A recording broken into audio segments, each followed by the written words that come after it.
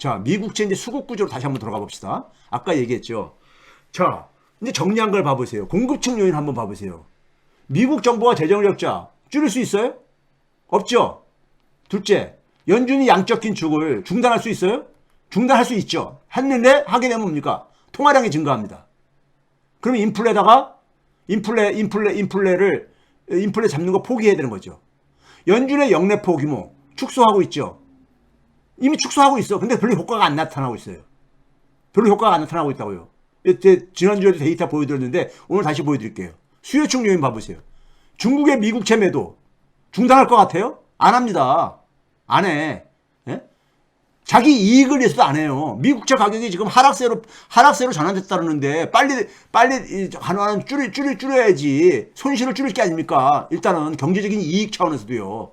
두 번째는 뭐냐면은 예? 미국채의 이 신뢰성이 붕괴돼야지 그러니까는 이 국제 통화 시스템을 재편할 수 있을 게 아닙니까? 절호의 기회라고 생각하는데 지금. 그다음에 연준이 금리 인하 신호를 보내야 되는 거죠. 가능해 이게요? 불가능하죠. 그럼 이런 상황을 다 아는 상황 속에서 수요와 공급 구조에서 아는 상황 속에서 시중에서 있을 월가들이 은행이라든가 거기에 그러니까 뭐 보험회사라든가 이런 미국 국채를 많이 투자하고 있는 펀드라든가 이런 애들이 미국 국채를 살 수가 있어요? 여러분이면 사겠냐고요. 손실 볼 텐데. 그렇죠? 자, 수요와 공급 구조에서 중요한 거 빠진 게 뭐가 있는가 한번 봐보세요. 여러분들 빠진 게 있으면 저한테 좀 얘기해 주세요. 예? 수요와 공급 측의 구조가 지금 그러니까 딱 이렇게 보니까 시장에서 보니까는 수요층 요인에서 수요가 살아날 것도 별로 안 보이고 공급 측에서 공급을 그러니까 대규모로 줄일 요인도 안 보이는 거예요 지금요. 그런데 어떻게 지금 그러니까 미 국채 가격에 하락에다가 베팅을 할 수 있냐고요. 예? 미 국채 가격 하락에다가 어떻게 베팅을 할 수 있냐고요. 예? 이게 지금 현실이라고요. 이거 정리해보면요. 자, 이거 봐보세요. 여기 보시게 되면은 제일 많이 그러니까 미 국채를 보유하고 있는 게 누구예요? 연준하고 해외입니다. 연준하고 해외예요. 그러니까 이게 2019년 12월 달에 연준은 그러니까는 당시에 36% 파란색 선입니다. 그런데 지금 현재 최근에 얼마까지 줄어들었어요? 37%. 한때는 그러니까 한 41%까지 올라갔다가 양적 긴축을 하면서 좀 줄어들었죠. 37%까지요. 전체 발행액에 의해서 비중입니다. 해외에서는 뭐냐면 3년 전만 하더라도 팬데믹 전만 하더라도 한 30% 가까이 보유를 하고 있었는데 이게 쭉 줄어가지고 23%가 줄어들었잖아요.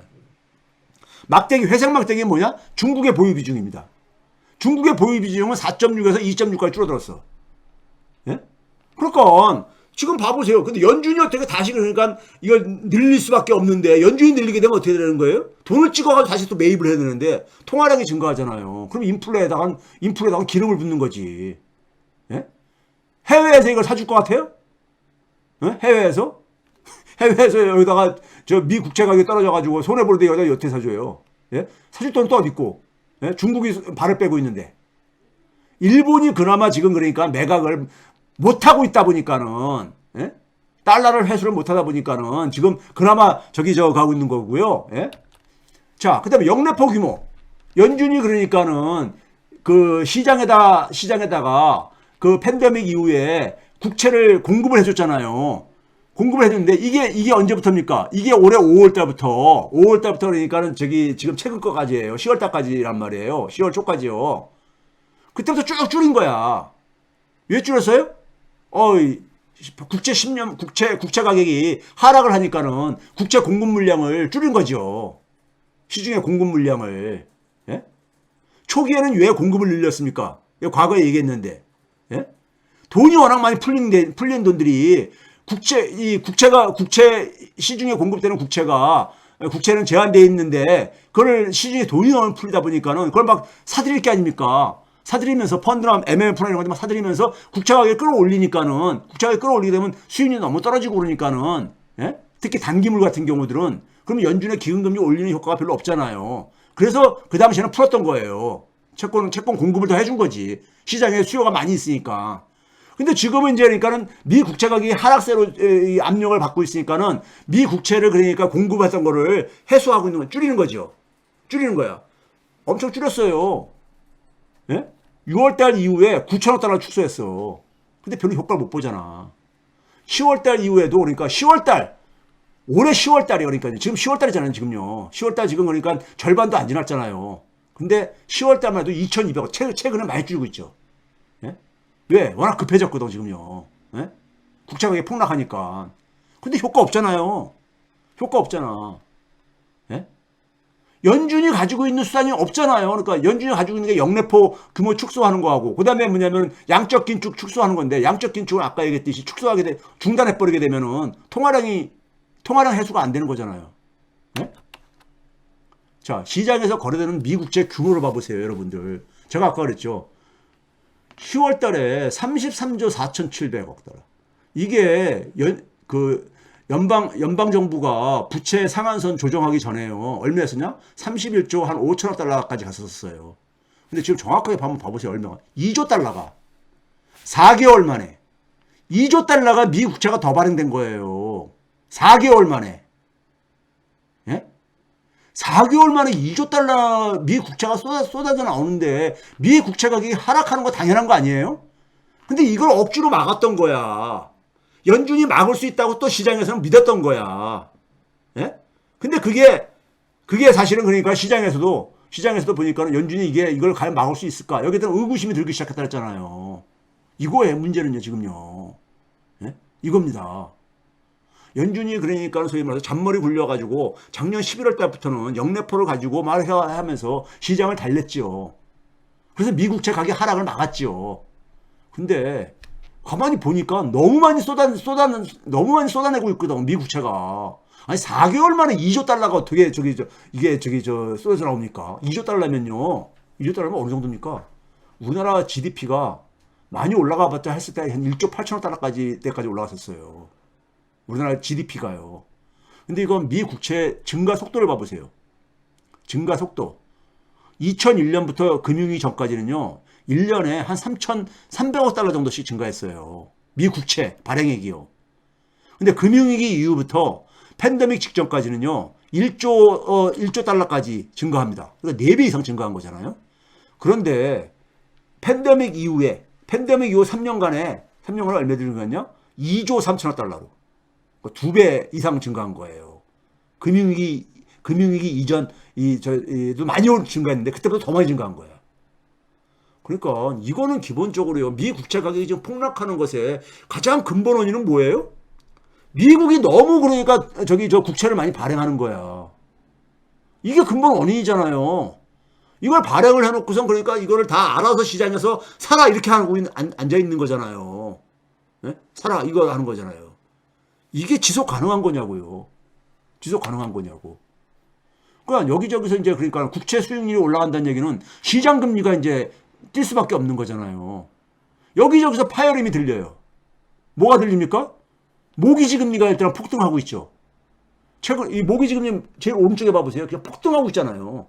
예? 10월 6일 날 최고 7.88%까지 올라갔어요. 8% 근처까지 갔죠. 그러니까 월스트리트 저널에서 뭐라 했습니까? 8% 모기지 금리도 미친 게 아니다. 예? 조만간에 8% 도달해도 아무도 이상하지 않다. 이 얘기잖아요. 근데 과거 금융위기 전에 7% 미쳤었거든요. 7% 돌파한 적이 없었어요. 금융위기 전에는. 예? 올라서도. 근데 지금 그냥 8%를 지금 향해서 지금 치솟고 있잖아요. 주택시장에 지금 그러니까 충격을 줄 수밖에 없죠. 예? 충격을 줄 수밖에 없죠. 여기저기서 파열음이 들리는 거예요. 몇 가지만 소개할게요. 그 다음 뭡니까? 뉴욕타임스는 뭐라고 했습니까? 고금리가 이제 뭐 하겠습니까? 미국 정부가 국채를 발행해야 되는데 금리를 높여줘야 될 게 아닙니까? 적어도 시장 금리만큼은 줘야 되잖아요. 시장 수익률만큼은요. 그러면 이자 부담이 급증하죠. 이자 부담이. 미국 재정 적자가 지금 심각한데 거기다 이자까지 급증을 해보세요. 더 악화되는 거죠. 더 악화되는 거잖아요. 그 지금 뉴욕타임스에서 취재를 해가지고 보도를 해온 걸 보니까는 작년에 그러니까는 뭐냐면은 16조 달러어치가 미 국채가 재발행했다 이거예요. 이게 전체 저거의 25%를. 그러니까 만기가 돌아온 것도 있고 추가로 발행해야 되는 것도 있고 합해가지고 16조 달러예요. 네? 16조 달러 발행했다 이거예요. 그런데 그게 25%에 해당되는 규모라 이거예요. 그런데 내년에도 23%. 내년은 절대 규모는 증가한 거니까 23%면 16달러가 넘는 거죠. 내년에도 한 23%나 이걸 재발행을 해야 된다 이거예요. 그러니까 시장에 그러니까 국채 물량이 대기하고 있는 국채 물량이 엄청난 거예요. 그러니까 시장에서 볼 때는 이거 근데 보니까 연준에서도 이걸 재무부나 연준에서 감당할 수 있는 수단이 없어. 별로 대응할 수 있는 수단이요. 자, 여러분 6월 달에 옐런이 이런 얘기 했습니다. 옐런은 굉장히 물론 행정부에 들어가 그러다 보니까 정치판에 어느 정도 이제 그러니까 익숙해지고 그랬겠지만은 옐런은 그래도 정치적인 이 물이 좀 덜 물든 분이에요. 제가 볼 때는요. 옐런이 6월 달에 뭐라 했는지 아세요? 이게 A natural desire to diversify 죠. 이게 무슨 말입니까? diversify가 뭐냐면 통화 다양성을 얘기하는 겁니다. 그러니까 이 그 달러가 세계의 기축 통화 역할을 하던 시기는 이제는 그러니까 사실상 막을 내리고 있다. 네? 통화의 다양화를 위해서 이것은 자연적인 욕구를 했잖아요. 내추럴 디자이어. 이건 뭡니까? 자연적인 거 못 막는다는 얘기가 의미가 담겨 있는 거거든요. 막을 수가 없는 거다. 어? 옐런이 이런 고백을 했어요. 그러면서 뭐냐면 미국 사람들한테 미국인들은 이걸 그러니까 예상해야 된다 이거야. 즉 달러가 세계의 기축 통화의 역할에 있어서 달러의 어떤 이 쇠퇴를 마음의 준비를 해야 된다 이거예요. 준비를 해야 된다 이거예요. 준비를 해야 된다 이런 얘기했습니다. 지금 뭐냐면 경제랑 통화까지도 이제 그러니까 다원화 시대가 도래하고 있는 거예요. 그런데 미국은 뭐 하고 있습니까? 자기들이 자기들이 전 세계를 그러니까 다 좌지우지했다는 거. 이런 거 아닙니까? 그리고 이게 이 비대칭성이 결국 미국의 비극을 지금 만들어내고 있는 겁니다. 이 비극이요. 예를 들어서 우리가 봐보세요. 미국의 국방비가 미국 재정에 그러니까 재정에 가장 악화시키는 것 중 하나가 미국 국방비잖아요. 미국 국방비가 어느 정도 규모입니까요? 8,769억 달러입니다. 예? 그런데 이게 그 2등이 중국이죠. 2등부터 12위 국가까지 국방비를 다 합친 것보다 많은 거야. 근데 미국의 GDP는 중국, 일본, 독일 2, 3, 4위를 합한 것보다 적다란 말이에요. 자기 경제 규모에 맞게끔 그러니까는 국방비를 지출을 해야 되는 거잖아요. 자기 경제 규모를 훨씬 초과할 정도로 계속 국방비에 쏟아붓고 있는 거야. 왜? 군사력으로 세계 자기의 패권을 계속해서 유지하겠다는 거잖아요. 힘으로요. 물리적인 힘을 가지고 자기 말 안 듣는 나라들 겁박하고 이러겠다는 거 아닙니까? 근데 그 대가가 뭘로 오는 거예요? 그 대가가 뭘로 오는 겁니까? 그 대가가 지금 이 재정위기라든가 아니면 그냥 금융위기로 미국채 위기로 오는 거잖아요.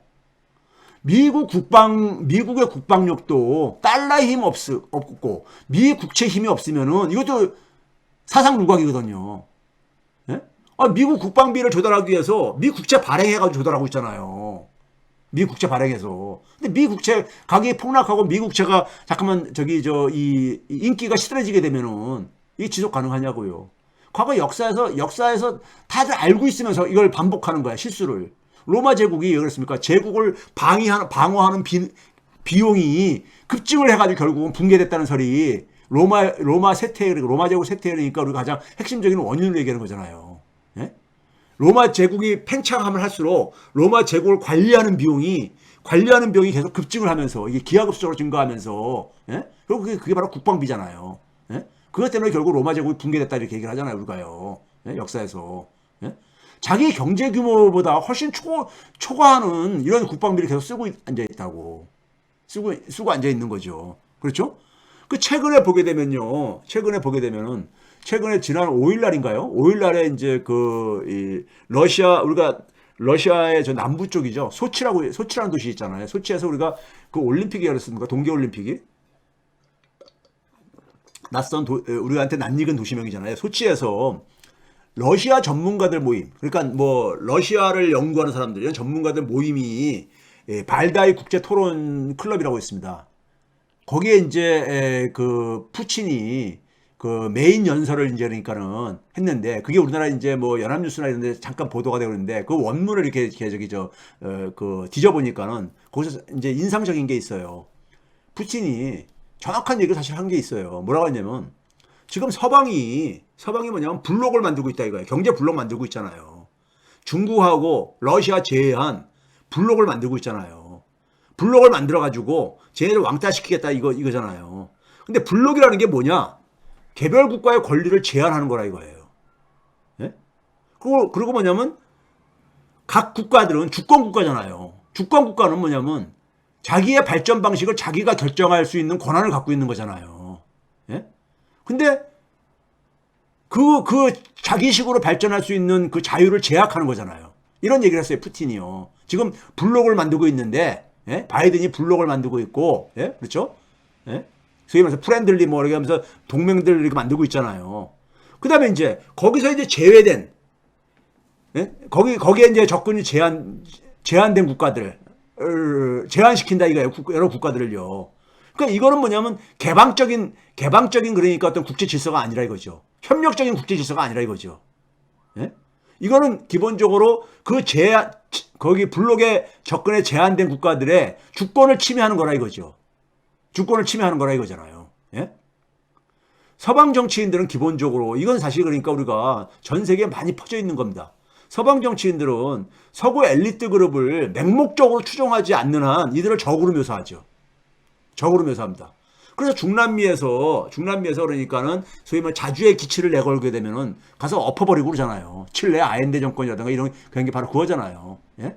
좌파 정권 들어서거나 그러면 엎어버리고 이러려고 하는 거잖아요. 전복시키고 이게 사실은 상식 밖의 일이잖아요.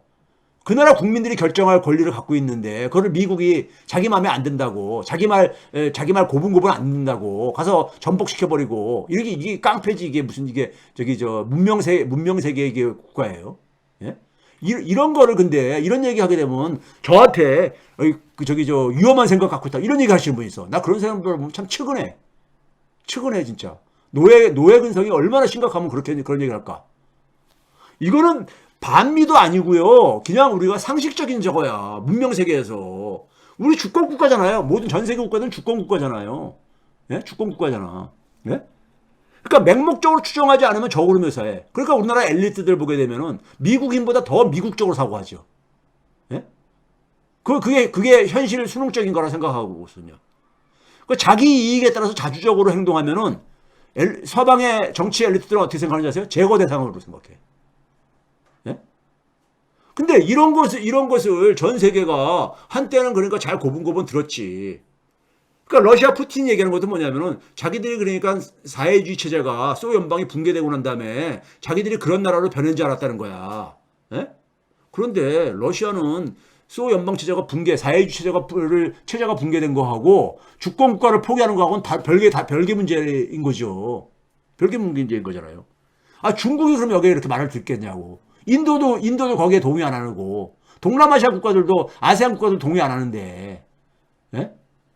힘이 없어서 그렇지, 아프리카, 중남미, 다 이걸 동의 안 하죠. 미국의 서방의 이런 서방 정치 엘리트들의 이러한 독선이라든가, 이러한 그러니까 저거에 대해서요. 예? 그렇죠? 그러니까, 어떻게 보면 시대 변화에 굉장히 뒤처져 있는 거예요.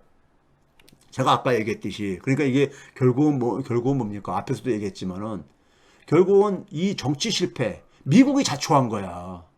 미국이 자초한 거예요. 예? 그러면 결국은 뭐냐면은 지금 현 상황을 우리가 쭉 미 국채시장의 수급 구조의 변화를 통해서 뭘 우리가 예상할 수 있어요? 금융 충격발 경기 침체. 경기 침체가 온다면 금융 충격발 경기 침체가 온다. 그 다음에 금융 충격발 경기 침체가 오게 되면 스태그플레이션이 온다 이거죠. 스태그플레이션이요. 예? 금융 충격발 경기 침체라는 것은 스태그플레이션을 가질 수밖에 없습니다. 일시적이지만 단기적이지만요. 예? 이걸 우리가 예상할 수 있는 거죠. 그 월가는 그러니까 월가의 그 바클레이즈라고 프랑스 은행입니까? 이 은행에서 이 월스트리트 CNBC에서 뭐라고 이 바클레이즈의 저거를 보도를 해가지고 10월 5일에 뭐라고 했습니까? 예? 바클레이즈는 금리가 계속해서 고금리가 지속될 거라 이거예요. 언제까지? 예? 주식을 그러니까 대규모 그러니까 주식에 그러니까 매각, 예? 주식의 매각이 있을 때까지 계속 금리는 올라갈 거라 이거예요. 이게 뭡니까? 아까 했지. 자산 가치가 붕괴되지만이 월가는 금리 인상을 멈출 수 있다는 얘기입니다. 거꾸로 얘기하면요. 미국의 자산의 핵심은 주식이잖아요. 부동산보다. 예? 주식이잖아요. 그러니까 주식시장 붕괴가 올 때까지, 예? 올 때까지 그러니까 금리는 계속 올라갈 수밖에 없을 것이다. 역설적으로 표현을 한 거죠. 예? 그러니까 금융 충격만이 금리 인상을 멈출 수 있다는 걸 얘기한 거예요. 예? 지금 이런 상황을 월가 애들도 알아요. 알면서 계속해서 이제 지네들이 고통스러우니까 지금 뭐냐면은 저기 뭘 멈춰라 이런 얘기하는 거죠.